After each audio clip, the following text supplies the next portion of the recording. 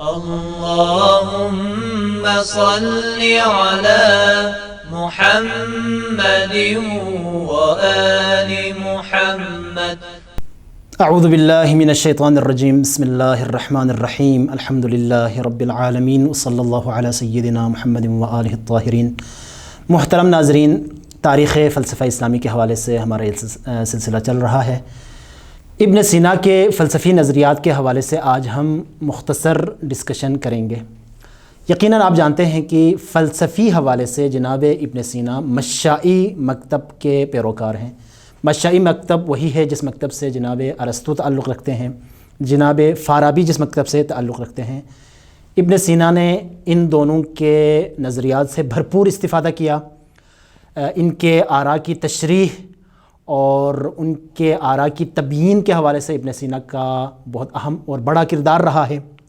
لیکن ساتھ ساتھ جناب ابن سینا نے بہت سارے جدید مسائل کا، نئے نظریات کا اضافہ کیا ہے، نئی دلیلوں کا اضافہ کیا ہے. اس حوالے سے جو ایک اہم بات ہے وہ یہ ہے کہ جناب ابن سینا اسلامی تعلیمات سے آشنا تھے، قرآن اور احادیث سے آشنا تھے.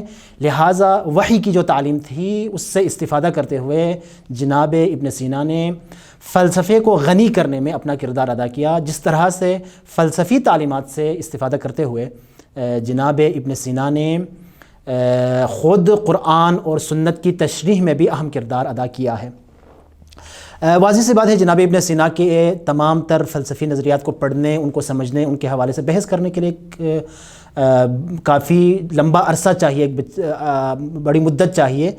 اس مختصر سے وقت میں ایسا ممکن نہیں ہے. طبعیات میں جو ان کے آراء ہیں، منطق میں جو ان کے آراء ہیں، حتیٰ سیاست میں جو بعض ان کے آراء ہیں، ان سب کو ہم یہاں بیان نہیں کر سکتے. صرف فلسفے کے اندر اور اس میں بھی چند ایک اہم نظریات نمونے کے طور پر یہاں آپ کی خدمت میں پیش کرنے کی کوشش کریں گے. سب سے پہلا جو موضوع ہے وہ ہے فلسفے کا موضوع. یعنی جناب ابن سینا کی نظر میں فلسفے کا موضوع اور جو ٹاپک ہے وہ کیا ہے، فلسفہ کس حوالے سے بحث کرتا ہے. ابن سینا کی نظر میں فلسفے کا جو موضوع ہے وہ وجود بما ہوا وجود، یہ ایک اصطلاح ہے. وجود بما ہوا وجود سے فلسفہ بحث کرتا ہے. یعنی فلسفہ جزئی موضوعات میں نہیں جاتا، بلکہ وجود اس لحاظ سے کہ وہ وجود ہے جو کہ تمام اشیاء کو شامل ہے، اس ٹاپک سے فلسفہ بحث کرتا ہے. اور موجود جس طرح سے کہا کہ ایک ایسا ٹاپک ہے جو تمام اشیاء کو شامل ہے، برعکس باقی تمام علوم کے کہ دوسرے علوم میں ہم ایک جزئی موضوع سے بحث کرتے ہیں.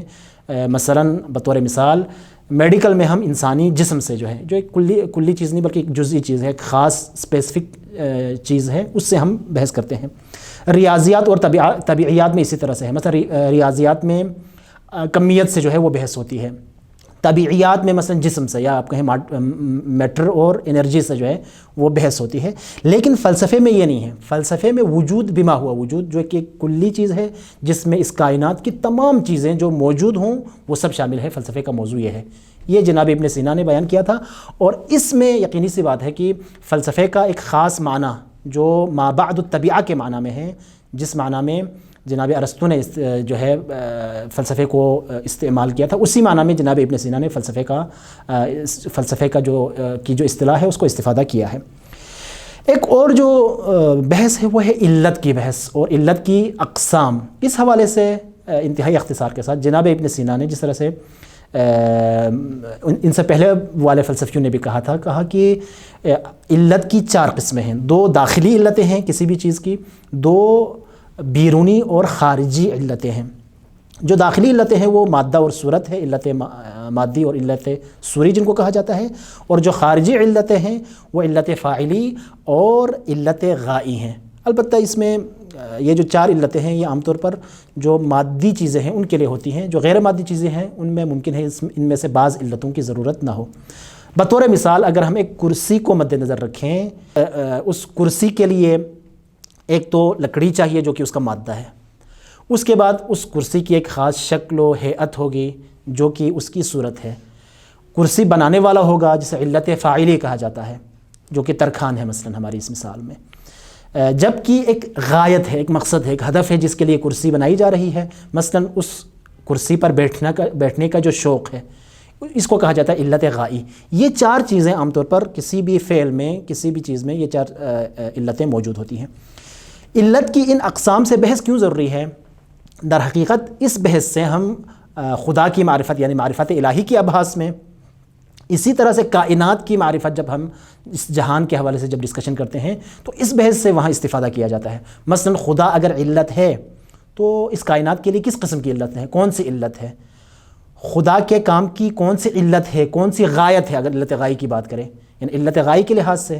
اسی طرح سے آیا کوئی بھی کام بغیر ہدف کے، بغیر مقصد کے ہو سکتا ہے، یعنی فعل عبث ممکن ہے یا نہیں ہے۔ اس طرح کی بہت ساری بحثیں ہیں جن کے حوالے سے استفادہ کیا جاتا ہے۔ ایک اور جو اہم بحث اور آراء میں سے جناب ابن سینا کے ممکن اور واجب کی بحث ہے۔ ممکن اور واجب کی تعریف یقیناً آپ جانتے ہیں کہ اب اس حوالے سے جناب ابن سینا فرماتے ہیں کہ ہر ممکن اپنی اس امکانی صفت کی وجہ سے اسے ایک واجب کی ضرورت ہے، چونکہ وہ ممکن الوجود ہے۔ ہر ممکن الوجود کو ایک واجب الوجود کی ضرورت ہوتی ہے۔ اور اس کائنات میں جتنی چیزیں ہم دیکھتے ہیں، جو مخلوقات ہیں، وہ سب کی سب چونکہ ممکن الوجود ہیں، جیسے انسان ہیں اور ہمارے ارد گرد دوسری جتنی بھی اشیاء ہیں، لہٰذا ان تمام چیزوں کو ایک واجب الوجود کی ضرورت ہے۔ اب بالفرض یہ چیزیں موجود ہو بھی جائیں، وجود میں آ بھی جائیں، تو وہ جو امکانی صفت ہے وہ کبھی بھی اس سے جدا نہیں ہوتی، وہ امکانی صفت برقرار رہتی ہے۔ لہٰذا یہ چیزیں نہ صرف اپنے وجود میں آنے کے لیے بلکہ اپنے وجود کو برقرار رکھنے کے لیے، استمرار وجود کے لیے بھی علت کی طرف، اور وہ علت جو واجب الوجود ہو اس کی طرف یہ چیزیں محتاج ہوتی ہیں۔ تو جتنی بھی مخلوقات ہیں وہ ہر آن اور ہر لمحہ واجب الوجود کی طرف محتاج ہے۔ یہ ایک بہت بڑا نتیجہ تھا جو اس بحث سے جو ہے وہ نکالا گیا۔ خدا کے وجود کے اس بات کے حوالے سے اگر ہم بحث کریں تو اپنی کتاب الاشارات و تنبیہات میں جناب ابن سینا نے وجود خدا کو ثابت کرنے کے لیے محسوسات کی بحث سے آغاز کیا کہ خود محسوسات کے حوالے سے اگر ہم ڈسکشن کریں، بحث کریں، تو محسوسات کا وجود اس وقت تک ممکن نہیں ہے جب تک ایک غیر محسوس یعنی ایک معقول چیز موجود نہ ہو۔ اس کے اوپر باقاعدہ وہ دلیل قائم کرتے ہیں۔ پس اس کائنات کی جتنی چیزیں ہیں وہ محسوسات میں منحصر نہیں ہیں، بلکہ محسوسات کے علاوہ غیر محسوس اور معقول چیزیں بھی اس کائنات میں موجود ہیں۔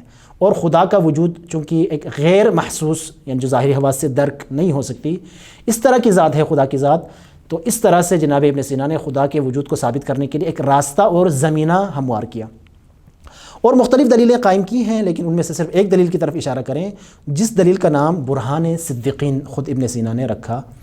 اس دلیل کے اوپر خود جناب ابن سینا بہت زیادہ فخر محسوس کرتے ہیں کہ یہ دلیل میں نے قرآن کی آیات سے اس دلیل کا میں نے استفادہ کیا ہے۔ تو اس برہان میں، جسے برہان صدیقین کہا گیا، خود وجود کے اندر ہم غور و فکر کرتے ہیں، اور اسی وجود میں غور و فکر کرنے کے ذریعے سے واجب الوجود تک ہم پہنچ جاتے ہیں۔ ہمیں کسی دوسری چیز کا، کسی دوسرے مفہوم کا سہارا لینے کی ضرورت نہیں ہے۔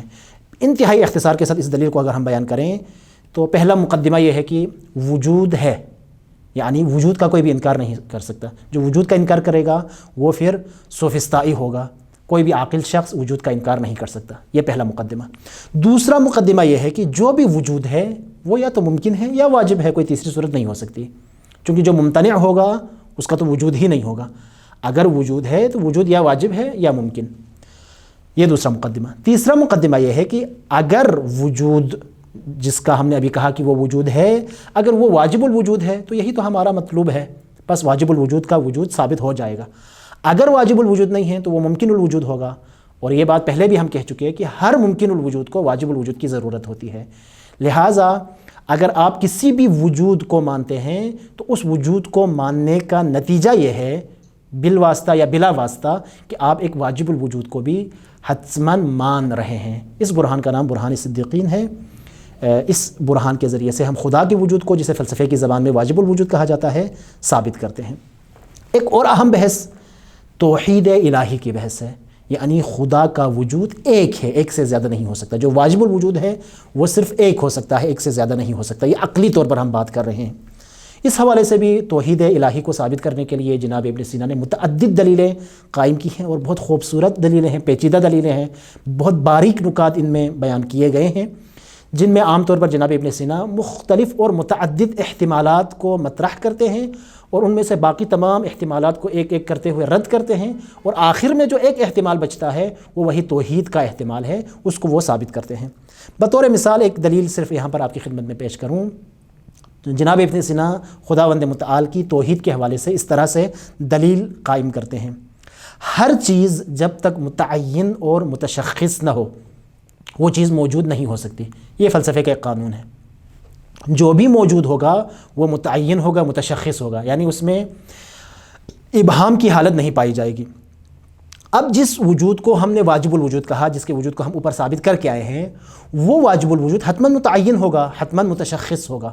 اب سوال یہ ہے کہ اس وجود کو متعین اور متشخص ہونے میں آیا وہ خود سے اپنی ذات کی وجہ سے ذاتاً متشخص ہے، متعین ہے؟ تو اس کا مطلب یہ ہے چونکہ واجب الوجود ذاتاً متشخص اور متعین ہے، وہ صرف ایک ہے، چونکہ جو متعین اور متشخص ہوگا وہ ایک ہوتا ہے، ایک سے زیادہ نہیں ہوتا۔ اگر آپ کہیں نہیں وہ ذاتاً متعین اور متشخص نہیں ہے، اس کا مطلب یہ ہے کہ اس کو متعین اور متشخص ہونے کے لیے، یا دوسرے الفاظ میں اس کو موجود ہونے کے لیے کسی اور کی ضرورت ہے، اپنے علاوہ کسی غیر کی ضرورت ہے، تاکہ وہ اس کو تعین عطا کرے، تاکہ وہ اس واجب الوجود کو تشخص عطا کرے۔ اس کا مطلب یہ ہے کہ جس کو آپ واجب الوجود کہہ رہے ہیں وہ اپنے تعین میں، وہ اپنے تشخص میں غیر کی طرف محتاج ہے، اور جو غیر کی طرف محتاج ہوتا ہے وہ واجب الوجود نہیں ہو سکتا۔ جو غیر کی طرف محتاج ہوگا وہ خدا نہیں ہو سکتا۔ اس خوبصورت دلیل کے ذریعے سے جناب ابن سینا نے خدا کی توحید کو ثابت کیا ہے۔ ایک اور اہم بحث خداوند متعال کے علم کے حوالے سے، خداوند متعال کی متعدد صفات کے حوالے سے بحث کی ہے، صرف ایک صفت جو کہ علم کی صفت ہے اس کے حوالے سے مختصر اشارہ۔ جناب ابن سینا قائل ہیں کہ خداوند متعال تمام چیزوں کا علم رکھتا ہے، حتیٰ تمام تر جزئیات کا بھی علم رکھتا ہے، البتہ وہ جزئیات جو متغیر ہیں، اور جزئیات ہوتی ہی متغیر ہیں، آپ جانتے ہیں، ان میں تبدیلی آتی رہتی ہے، مسلسل وہ چینج ہوتی رہتی ہیں، ان کا علم خدا کو بطور کلی ہے، کلی طور پر ان کا علم رکھتا ہے۔ کیا مطلب ہے؟ مثال سے سمجھانے کی کوشش کرتے ہیں، یعنی جب آپ ایک کلی قانون کا علم حاصل کریں گے تو اس قانون کے تحت نیچے جتنی بھی جزئیات ہیں ان کا خود بخود آپ کو علم حاصل ہوگا۔ جناب ابن سینا خود مثال دیتے ہیں کہ مثلاً اگر کسی کو یہ معلوم ہو کہ جب بھی زمین سورج اور چاند کے درمیان آ جائے تو آپ جانتے ہیں کہ تب جو ہے وہ چاند گرہن ہو جاتا ہے۔ اب کسی کو اس قانون کا علم ہو تو اس جزئیات میں جانے کی ضرورت نہیں ہے۔ اس طرح سے اب چونکہ خداوند متعال کو اس بات کا علم ہے کہ جب بھی زمین سورج اور چاند کے درمیان آ جائے تو چاند گرہن ہوتا ہے، تو خدا کو ہر دفعہ جب بھی چاند گرہن ہوتا ہے اس کا علم ہوگا، چونکہ زمین درمیان میں آ جاتی ہے۔ بس اس لحاظ سے کوئی چھوٹی سے چھوٹی چیز ایسی نہیں ہے جس کے بارے میں خداوند متعال کو علم نہ ہو۔ اب اسی کو بہتر انداز میں بیان کرنے کی کوشش کروں، اسی کو دوسرے الفاظ میں ابن سینا نے اس طرح سے بیان کیا ہے کہ خداوند متعال چونکہ اس کائنات کی علت ہے، اس کائنات میں موجود تمام اشیاء کی علت ہے، اب چونکہ خداوند متعال علت ہے اور علت کو اپنے معلول کا علم ہوتا ہے، تو خداوند متعال کو تمام چیزوں کا اس لحاظ سے علم ہے۔ لہٰذا خداوند متعال چونکہ تمام چیزوں کی علت ہے، علت ہونے کی وجہ سے خداوند متعال تمام چیزوں کا علم رکھتا ہے۔ اسی کو فلسفی قانون میں اور فلسفی انداز میں یوں بیان کیا جاتا ہے، چونکہ تمام چیزیں خداوند متعال کی معلول ہے اور خداوند متعال خود علت ہے اور خدا کو اپنی ذات کا علم ہے، تو العلم بالعلت علم بالمعلول، علت کا علم در حقیقت معلوم کا بھی علم ہوتا ہے۔ تو اس طرح سے خداوند متعال تمام چیزوں کا علم رکھتا ہے۔ اسی طرح سے اور بھی مختلف عناوین ہیں جن پر ابن سینا نے بحث کی ہے، مثلا انسان کے حوالے سے، انسان شناسی، معرفت انسان کے حوالے سے بہت لمبا موضوع ہے، صرف اشارہ کروں۔ مثلا اس ٹاپک میں انسان کے نفس کا اس بات کہ انسان کے بدن کے علاوہ ایک روح بھی ہے، ایک نفس بھی ہے، اس حوالے سے متعدد دلیلیں ابن سینا نے قائم کی ہیں۔ نفس کی حقیقت کیا ہے، انسان کی روح کی حقیقت کیا ہے، نفس کی پیدائش کب اور کس طرح سے ہوتی ہے، نفس اور بدن کا تعلق کس نوعیت کا ہے، نفس کے کتنے قوتیں ہیں، مثلا قوہ حس ہے، قوہ خیال ہے، قوہ عقل ہے، ان کے مختلف مراتب کہ کون سا قوہ کس مرتبے پر ہے، موت کے بعد نفس کی بقا ممکن ہے یا نہیں ہے، اگر ہے تو کس طرح سے. اسی طرح سے معاد کی بحث، معاد جسمانی کی بحث، معاد روحانی کی بحث، ان تمام عناوین پر ابن سینا نے مفصل گفتگو کی ہے. اسی طرح سے اور بھی مختلف موضوعات ہیں فلسفی کہ جن کے حوالے سے ابن سینا نے بات کی ہے، اور ہم اس مختصر میں ان تمام موضوعات کو ٹچ نہیں کر سکتے. اس کی مثال ایسے ہی ہے کہ اگر آپ جناب ابن سینا کے تمام فلسفی نظریات کو سمجھنا چاہتے ہیں تو یہ جب آپ ذائقہ چکھنا چاہتے ہیں تو کھانے میں سے چند دانے اٹھا کر جب آپ چکھتے ہیں تو ذائقے کا پتہ چل جاتا ہے. تو یہاں پر بھی جناب ابن سینا کے جتنے بھی نظریات ہیں ان میں سے چند نظریات ہم نے اٹھائے ہیں. انہی کو دیکھتے ہوئے، انہی کو مد نظر رکھتے ہوئے ابن سینا کے فلسفی نظریات کے بارے میں ہمیں کچھ اندازہ ہو جاتا ہے، ورنہ خود ابن سینا کے تمام فلسفی نظریات کو پڑھنے سمجھنے کے لیے سالوں کی مدت درکار ہے. انشاءاللہ اس سلسلے میں آگے ہم اور مختلف جو اسلامی فلاسفرز ہیں ان کے نظریات، ان کی زندگی، ان کی کتابوں کے حوالے سے تعارف آپ کی خدمت میں پیش کرنے کی کوشش کریں گے. وصلی اللہ علی سیدنا محمد و آلہ الطاہرین.